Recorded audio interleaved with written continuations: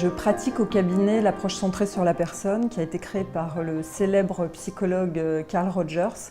Et c'est une approche qui se fait vraiment dans le lien thérapeutique avec le patient. On travaille beaucoup sur l'empathie, sur la bienveillance et c'est vraiment tout ce qui se passe dans la rencontre entre moi en tant que thérapeute et avec mon patient. Donc cette approche, elle imprègne mon écriture, la façon dont je travaille au cabinet, c'est vraiment une vocation et c'est un engagement aussi qui rejoint mes valeurs en tant que personne et en tant que romancière. Donc là, dans ce roman, j'ai vraiment pu m'inspirer des rencontres que je fais au cabinet, qui sont souvent très bouleversantes.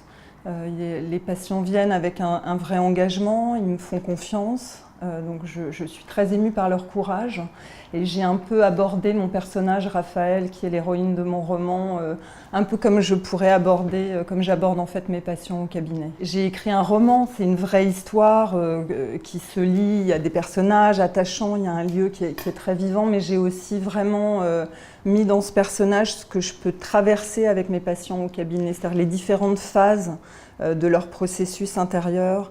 Et du coup, ça peut vraiment se lire comme, je ne vais pas dire ce qu'est une thérapie, mais d'une certaine manière avec une héroïne qui est de plus en plus au contact d'elle-même à mesure que l'histoire avance. Mon héroïne est une hypersensible, comme à peu près 20% de la population mondiale. C'est une artiste et c'est une jeune femme qui a 39 ans et qui a eu une enfance très douloureuse. Elle a un père qui l'a toujours rejetée et elle a grandi un peu comme elle pouvait dans un climat qui n'était pas facile.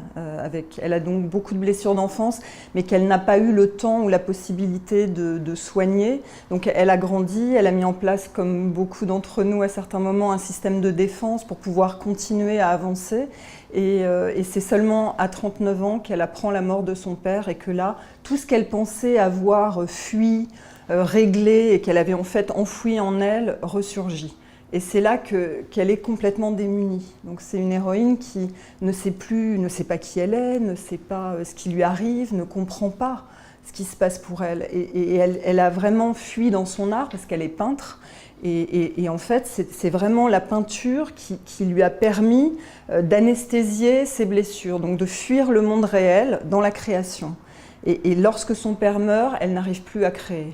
Donc en fait, la fonction d'apaisement de la peinture, mais pour d'autres personnes, c'est une fonction d'apaisement qu'a l'alcool, la drogue ou d'autres addictions ou d'autres systèmes en fait de protection, ça ne fonctionne plus. Et donc là, elle est vraiment face à elle-même, sauf qu'elle ne sait pas du tout comment faire. Et le roman raconte comment elle va pouvoir cheminer pour comprendre ce qui se passe en elle et se libérer de ses blessures d'enfance.